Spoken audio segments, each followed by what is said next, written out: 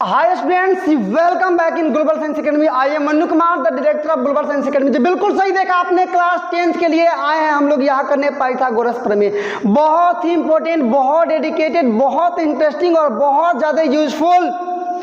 यदि मैं कहूँ कि आपके कक्षा 10th के लिए सारे प्रमेयों में सबसे ज़्यादा इंपॉर्टेंट प्रमेय ये आपका है पाइथागोरस थ्योरम, तो ये मेरा स्टेटमेंट बिल्कुल गलत नहीं होगा और 100% करेक्ट है। पाइथागोरस प्रमेय का यूज वैसे तो बहुत सारे प्रश्न को बनाने के लिए आपने क्लास 9th में 8 में 7 में बहुत पहले से आप बनाते आ रहे हैं कि समकोण त्रिभुज में कर्ण पर का वर्ग अन्य दोनों भुजाओं मतलब आधार और लंब जो बच रहा है के वर्गों के योग के बराबर होता। और इस क्लास में क्लास 10th में ट्रिगोनोमेट्री आप बनाएंगे, उसमें लगभग 8.1 जो है उसमें प्रत्येक क्वेश्चन में आपको पाइथागोरस थ्योरम यूज करना ही करना है। आप इस बात को समझ सकते हैं। यहाँ आपको मैं पाइथागोरस प्रमेय सबसे पहले बहुत बेहतरीन ढंग से समझाने का प्रयास करूँगा। है क्या? पहले पाइथागोरस प्रमेय रिमेंबर कीजिए, अंडरस्टैंड कीजिए कि किसी समकोण त्रिभुज में कर्ण पर का वर्ग अन्य दोनों भुजाओं के वर्गों के योगफल के बराबर होता है। फिर समझिए मेरी बात को, किसी समकोण त्रिभुज में, समकोण का मतलब क्या है? एक ऐसा त्रिभुज जिसका कोई एक कोण 90 डिग्री का, उसको बोलते हैं रेक्टेंगल ट्रायंगल, समझे ना, 90 डिग्री का हो। तो किसी समकोण त्रिभुज में कर्ण पर का वर्ग अन्य दोनों भुजाओं के वर्गों के योग के बराबर होता है। मतलब ये मैंने आपको बना दिया समकोण त्रिभुज, यहाँ से ए बी सी, एक को 90 डिग्री का, तो ए तो 90 दिख नहीं रहा है, सी 90 डिग्री दिख नहीं रहा है, बी 90 डिग्री का है। कोई दिक्कत? तो आपको दिखाना है कि कर्ण का वर्ग, कर्ण मतलब क्या? जो 90 डिग्री के सामने वाला है, मतलब कर्ण पर का वर्ग अन्य दोनों भुजाओं के वर्गों के योगफल के बराबर होता है। मतलब AC स्क्वायर बराबर AB square plus BC square. तो दिया है, मैं क्या लिखेंगे कि ABC एक समकोण त्रिभुज है जिसमें कोण B बराबर 90 डिग्री। कोई दिक्कत नहीं है। साबित क्या करना है कि AC स्क्वायर बराबर AB square plus BC square. आएगा ना बात समझ में? एकदम टॉपिक वाइज हम लोग इसको लिखते चल रहे हैं। सबसे पहले क्या लिखते हैं? जो दिया है, उसके बाद साबित करने वाला, उसके बाद रचना कंस्ट्रक्शन, और उसके बाद से आपका लास्ट में आता है प्रमाण। आता है ना? तो सबसे पहले दिया है, दिया है में वही है आपका, देखिए मिला लीजिएगा। दिया है, क्या दिया है में लिखेंगे तो यहाँ से किसी समकोण त्रिभुज में कर्ण पर का वर्ग, समकोण त्रिभुज में मतलब समकोण त्रिभुज केवल दे दिया है बस। तो दिया है आपका कि त्रिभुज ABC एक समकोण त्रिभुज है। ये कैसा त्रिभुज है? तो एक समकोण त्रिभुज है जिसमें एक कोण 90 डिग्री कौन है? जिसमें कोण B = 90 डिग्री। बस दूसरा टॉपिक है आपका कि सिद्ध करना है, यही ना, सिद्ध करना है या फिर साबित करना है, डिपेंडेंट से आप जो भी लिख दे सब सही है, दोनों सही है ना। साबित करना है कि कौन मतलब AC का स्क्वायर बराबर AB square plus BC square. मेरे साथ बोलिए क्या साबित करना है? तो साबित करना है कि AC square = AB square plus में BC स्क्वायर। देखिए रचना में क्या करेंगे, रचना में केवल ना A से लंब डाल दे रहे हैं AC पर, मतलब इसको मान लेते हैं कुछ भी D मान लेते हैं। रचना में लिखेंगे कि BD लंब AC डाला। क्या लिखेंगे यहाँ पर रचना में? रचना क्या है आपका कि BD लंब AC डाला। बस हो गया। अब लास्ट आपका चलिए प्रमाण पर चलते हैं। अब यहाँ क्या लिख देंगे हम लोग लास्ट में? तो लास्ट आपका टॉपिक रहेगा यहाँ से प्रमाण के लिए मिला लीजिएगा। जो पहले दिया है ABC एक समकोण त्रिभुज है जिसमें कोण B बराबर 90 डिग्री। उसके बाद साबित करना है कि AC square = AB square plus BC square. रचना BD लंब डाले AC, और इसके बाद से प्रमाण है। पहले आपका मोमेंटम क्या होना चाहिए कि जो साबित करना है उस पर कि AC square = AB square plus, ऐसे करेंगे। दो त्रिभुजों में तुलना करेंगे। पहले त्रिभुज ADB तथा त्रिभुज ABC में देखिए ना, कोण A बराबर कोण A उभयनिष्ठ है, इसमें ये 90 डिग्री है, लंब डाले हैं, ये बड़े वाला में ये 90 डिग्री है, प्रत्येक 90 डिग्री है। आपको प्रमेय पहले से पता है कि यदि किसी एक त्रिभुज के दो कोण किसी दूसरे त्रिभुज के दो कोण के बराबर हो गए, किसी एक त्रिभुज के दो कोण किसी दूसरे त्रिभुज के दो कोण के बराबर हो तो ए समरूपता प्रमेय से दोनों त्रिभुज समरूप। आया बात समझ में ना? तो यहाँ दोनों त्रिभुजों में तुलना कीजिए, किसमें किसमें? तो लिखेंगे त्रिभुज पहले छोटा वाला में ए डी बी तथा त्रिभुज ए बी सी में, ठीक है ना। बड़े वाले के साथ तुलना कर रहे हैं इसका। छोटे वाला में क्या देखिएगा, कोण ए बराबर बड़े वाला में भी कोण ए है, मतलब ये बराबर, चलिए बाद में लिखते हैं।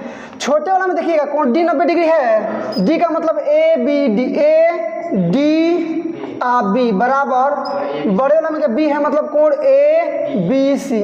तो ये तो उभयनिष्ठ है, आपका उभयनिष्ठ है। और ये क्या है जी, तो प्रत्येक 90 डिग्री है, प्रत्येक 90 डिग्री है। देखिए इसी के अकॉर्डिंग हम लोग लेते हैं। जैसे मान लीजिए पहला कोण ए है, इधर पहला कोण है, इसलिए कोण ए बराबर कोण बी, डी बीच में है, डी बीच में है, यहाँ बी बीच में है तो बी बीच में है, इसीलिए मुझको ऐसा लेना पड़ा है। नहीं तो मैं ऐसे भी ले सकता था कि बी डी ए, तो फिर बी वालों को बराबर करना पड़ेगा ए के बराबर, जो कि है नहीं। तो कोण ए बराबर कोण है, इसलिए दोनों को ए से स्टार्ट किए हैं, आप समझ सकते हैं। दोनों का 90 डिग्री वालों को बीच में रखे हैं और लास्ट वाले को यहाँ सी को यहाँ बी को लास्ट में रखे हैं। आ गया ना? तो देखिएगा इस त्रिभुज के दो कोण इस त्रिभुज के दो कोण के बराबर हो गए हैं, इसका मतलब ए समरूपता से दोनों त्रिभुज समरूप। लिख देंगे कि इसलिए ए समरूपता प्रमेय नहीं लिख रहे हैं, केवल समरूपता से लिख रहे हैं। क्या होगा, दोनों त्रिभुज समरूप, मतलब त्रिभुज जिसमें तुलना किए हैं ए डी बी समरूप त्रिभुज ए बी सी। देखिए मिलाइए इधर, जब दो त्रिभुज समरूप हो जाते हैं ना तो उनकी संगत भुजाएं समानुपाती हो जाती हैं। आपको पता है जब दो त्रिभुज समरूप होगा तो संगत भुजाएं समानुपाती होंगी। तो हम लोग दो त्रिभुज कौन कौन से, छोटा वाला फिर बड़ा वाला, तो इस छोटे वाला में का ये आधार लीजिएगा, मतलब क्या ए डी मिला लीजिए, तो बड़ा वाला में का आधार क्या हो जाएगा, ए बी होगा ना, बराबर। छोटे वाले में का 90 के सामने वाला लीजिएगा आप, इसको लंब, मतलब लंब लीजिएगा क्या, ए बी, तो बड़े वाला में 90 के सामने वाला लंब क्या हो जाएगा आपका, ए सी। देखिए जो काम अभी मैंने इधर से किया है वही काम एक बार मैं और करूंगा, इस वाले त्रिभुज को लूंगा और पूरे बड़े वाले त्रिभुज को लूंगा। तो अभी यदि आप इस बात को नहीं समझिएगा तो वहाँ आप कैसे समझ पाएंगे? आप मेरी बात को समझ सकते हैं, नहीं समझ पाएंगे, इसलिए अभी समझिए। ये मतलब दोनों त्रिभुज समरूप हुए हैं, इसलिए बराबर कर लिए हैं, क्रॉस मल्टीप्लाई कर लीजिए। ए बी का ए बी में गुणा करेंगे तो A B square is equal to, यहाँ गुणा कीजिए, यहाँ गुणा करेंगे तो ए डी गुणे ए सी, समीकरण फर्स्ट। यही वर्क करेंगे अपोजिट, मतलब ट्रायंगल बी डी सी और ट्रायंगल ए बी सी में, दोनों में तुलना करते हैं। लाइए दिखाते हैं क्या होगा। तो लिखेंगे पुनः ट्रायंगल बी डी सी, क्या होगा बाबू, तो बी डी सी तथा ट्रायंगल बड़े वाला A B C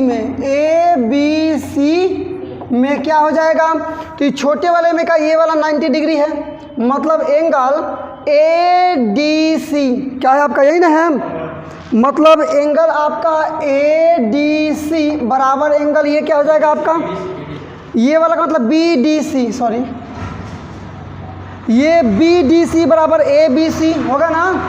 A B C क्यों बराबर हुआ है, तो प्रत्येक 90 डिग्री है, प्रत्येक क्या है 90 डिग्री है। और पुनः कोण सी दोनों में उभयनिष्ठ है, मतलब angle C is equal to angle C, क्यों जी, तो उभयनिष्ठ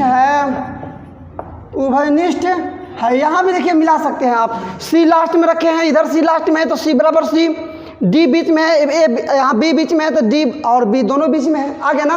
फिर ए समरूपता से दोनों त्रिभुज समरूप हो जाएगा, या समरूपता प्रमेय से डिपेंडेंट से समरूपता केवल मैं लिखूंगा, लिखेंगे इसलिए क्या, तो ए समरूपता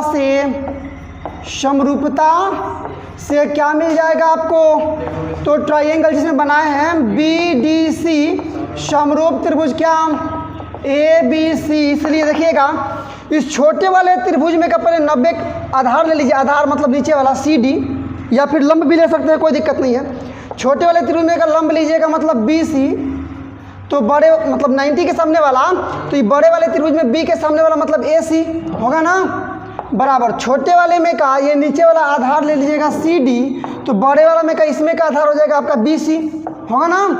क्रॉस मल्टीप्लाई कर दीजिए, सॉरी हाँ क्रॉस मल्टीप्लाई कर दीजिए, BC का BC में गुणा करेंगे तो हो जाएगा आपका BC square is equal to, यहाँ गुणा करेंगे तो AC गुणे CD, क्या होगा AC गुणे CD। ये आ गया समीकरण फर्स्ट। सेकेंड, अब केवल हम लोग को करना है ना equation first and equation second को केवल जोड़ देना है, और जो आना चाहिए आपका, जो पता करना है आपको, जो लाना है वो साबित हो जाए। केवल दोनों को जोड़ देंगे आप, आसानी से आपका साबित हो जाएगा। ऐड करने के लिए आप जानते हैं कि बाएं पक्ष वाले पद को बाएं पक्ष के साथ और दाहिने मतलब LHS को LHS के साथ और RHS को RHS के साथ, हुआ ना। तो लिखेंगे समीकरण फर्स्ट और समीकरण सेकेंड को जोड़ने पर, जोड़िएगा तो AB स्क्वायर, इधर हो जाएगा BC स्क्वायर, दोनों प्लस बराबर में इतना का और प्लस इतना, होगा ना। तो लिखते हैं कि दोनों समीकरणों को जोड़ने पर, मतलब समीकरण फर्स्ट और समीकरण सेकेंड को जोड़ने पर, आप मेरे साथ मेरा सपोर्ट कीजिए। लिखेंगे कि अब क्या, तो समीकरण फर्स्ट तथा समीकरण बहुत अच्छा समझ रहे हैं आप लोग, समीकरण सेकेंड को जोड़ना है ना जी। जोड़ने पर चलिए, वहाँ बायां पक्ष क्या है आपका, तो AB स्क्वायर, यहाँ बायां पक्ष क्या है आपका BC स्क्वायर। चलिए नहीं भी लिखेंगे तो कोई दिक्कत नहीं, उससे होगा ना। जोड़ना है मैंने प्लस बराबर, उधर का आपका बायां पक्ष दाहिना पक्ष क्या है, तो AD इंटू AC, और इधर का दाहिना पक्ष क्या है AC इंटू CD, प्लस बीच में चूंकि जोड़ना है। आइए, मतलब AB square plus BC square is equal to AC कर लेंगे कॉमन, तो यहाँ आपका बच जाएगा AD, आप प्लस में AC कॉमन मतलब CD, या मिला लीजिए AB square is equal plus BC square is equal to AC square into AD plus CD, मिलाइए ना। AD आप प्लस में CD, तो दोनों को जोड़ के एक के बार गुणा में इतना की जगह पे AC लिख सकते हैं, वही काम, मतलब AB का स्क्वायर प्लस BC का स्क्वायर इज इक्वल टू, दोनों सेम चीज़ें गुणा हो जाएगा ना, AC स्क्वायर। चलिए केवल इसको पहले लिख दीजिए, इसको बाद में लिख दीजिए, हो गया आपका जो कि आपको साबित करना था। मतलब AC square is equal to क्या हो जाएगा आपका AB स्क्वायर प्लस में BC स्क्वायर, यही साबित करना है आपको, आप मिला सकते हैं। हम लोगों ने इस वीडियो में पाइथागोरस प्रमेय को कंप्लीट किया, जो कि बहुत ज़्यादा इम्पोर्टेंट था। तो इस प्रकार से हम लोगों ने कुल मिलाकर 10 प्रमेयों को हम लोगों ने अंजाम दिया, उसको कंप्लीट किया। इसमें अब केवल एकमात्र प्रमेय आपका बच रहा है, पाइथागोरस प्रमेय का विलोम, ठीक है ना, जो कि आप अगले वीडियो में देखेंगे, और होगा वो आपका प्रमेय नंबर 11। तो बस आज के लिए इतना ही, ठीक है, मिलते हैं अगले वीडियो में प्रमेय नंबर 11 के लिए।